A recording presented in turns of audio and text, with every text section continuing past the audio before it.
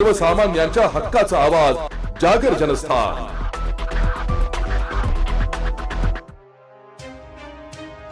धुळे शहरातील आग्रा रोड वरील छत्रपती शिवाजी महाराजांचे भव्य पूर्णाकृती स्मारक उभारणीसाठी बांधकाम केलेल्या चबुतराच्या चौकशीसाठी कोर्ट कमिशनर सेवानिवृत्त जिल्हा न्यायाधीश डी देशमुख यांच्यासह पथकाने आज पाहणी केली आहे। यावेळी माजी आमदार अनिल गोटे यांच्यासह शिवसेना उभाटाचे पदाधिकारी उपस्थित होते।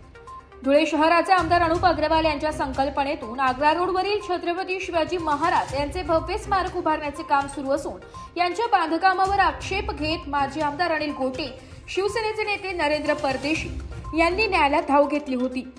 त्यातून स्टे आणला गेला असून मुंबई उच्च न्यायालयाच्या औरंगाबाद खंडपीठाच्या न्यायमूर्ती विभाग कणकणवाडी न्यायाधीश हितेन वेणेगावकर यांच्या खंडपीठाने सेवानिवृत्त जिल्हा न्यायाधीश डी देशमुख यांची कोर्ट कमिशनर म्हणून नियुक्ती केली आहे। ते आज धुळे दौऱ्यावर असून त्यांनी चबुतराची पाहणी केली आहे। यावेळी शिवसेना उभाटा नेते माजी नगरसेवक नरेंद्र परदेशी यांनी सांगितले की छत्रपती शिवाजी महाराज यांच्या स्मारकाला कोणाचाही विरोध नाही, मात्र छत्रपतींच्या नावाने भाजपावाले कोट्यावधीची जागा येथे हडप करण्याचा प्रयत्न करीत आहे। त्यामुळेच कोर्टाला गेलो असून आज माननीय उच्च न्यायालयाने नेमलेल्या चौकशी कमिशन येथे पाहण्यासाठी आले असता एकही अधिकारी येथे फिरकले नसून यावेळी सार्वजनिक बांधकाम विभाग, मनपाचे अधिकारी देखील उपस्थित राहिले नाहीये। याची आम्ही न्यायालयात माहिती देणार असल्याचं ते म्हणाले। सगळं माहिती दे। या ठिकाणी छत्रपती शिवाजी महाराजांच्या पुतळ्याच्या निमित्ताने देवा धर्माच्या नावाखाली, थोर राष्ट्रपुरुषाच्या नावाखाली 3500 स्क्वेअर फूट जमीन हडपण्याचं पाप या भाजपवाल्यांनी चालवलेलं आहे आणि या गोष्टीला आमचा विरोध आहे। आमचा छत्रपती शिवाजी महाराजांच्या पुतळ्याला मुळीच विरोध नाही। या ठिकाणी त्यांनी 18 का 180 फुटाचा पुतळा उभा करावा। त्यांच्या पुढं जरी छत्रपती शिवरायांबद्दल प्रेम असेल, त्यांना कुठलाही इश्यू करायचा नसेल, तर हा पूर्ण बांधकाम काढून टाकावं। जो त्या चबुतऱ्यावर त्यांनी केलं तरी मी एक वेळ मान्य करणार आहे का त्यांची हिंमत। 70 कोटीची जागा झाले हरामखोर हडप करायला निघाले आणि आम्हाला धर्म शिकवतात का? या ठिकाणी डी देशमुख साहेब माननीय उच्च न्यायालयाने त्यांना कमिशनर म्हणून नियुक्त केलेले आहे। या हरामखोरांना एवढी मस्ती आहे अधिकाऱ्यांना, जिल्हाधिकारी कार्यालय, भूमापन अधिकारी कार्यालय, एक हरामखोर आलेलं नाहीये। PWD त्यांच्या इथे सगळा संबंध येतो, दोघी रोड त्यांच्या अखत्यारीमध्ये, रोड कमी करून टाकले, ते सुद्धा इथं आलेले नाही। म्हणजे उच्च न्यायालयाला सुद्धा किंमत द्यायला तयार नाही अधिकारी। आणि या निमित्ताने आम्ही या ठिकाणी आलो आहे। मी निवेदन दिलेलं या ठिकाणी परत अत्यंत पारदर्शक आणि निपक्षपाती सुनावणी आणि हिअरिंग व्हायला पाहिजे म्हणून आम्ही इथं आलो होतो।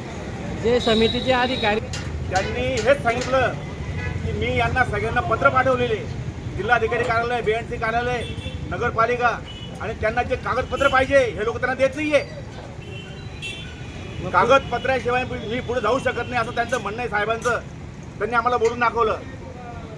आमदार साहेबांनी काय, माझ्या आमदारांनी काय, त्यांना काय सूचना दिल्या? मग आता ते जर आले नाही तर रोजनाम्यामध्ये त्याची नोंद होईल आणि पुढच्या वेळेस परत त्यांना बोलवलं जाईल।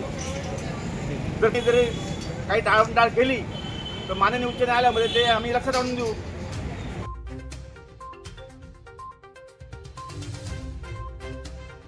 जागर जनस्थानसाठी प्रतिनिधी रूपक बिरारी, धुळे। एक बात कह दूं, ये वीडियो हर किसी के लिए नहीं है। अगर आप सोचते हैं कि आप YouTube देखकर ट्रेडिंग सीख जाएंगे तो ऑनेस्टली ये वीडियो आपके लिए नहीं है।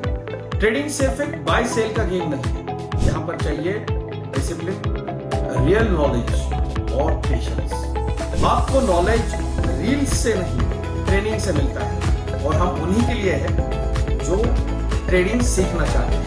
प्राइस, एक्शन इंडिकेटर और इमोशन कंट्रोल हम आपको सिखाना चाहते हैं। हमारी ट्रेनिंग शुरू होती है सिर्फ 5000 से। ऑफलाइन और ऑनलाइन दोनों ऑप्शंस में आप ट्रेडिंग सीख सकते हैं।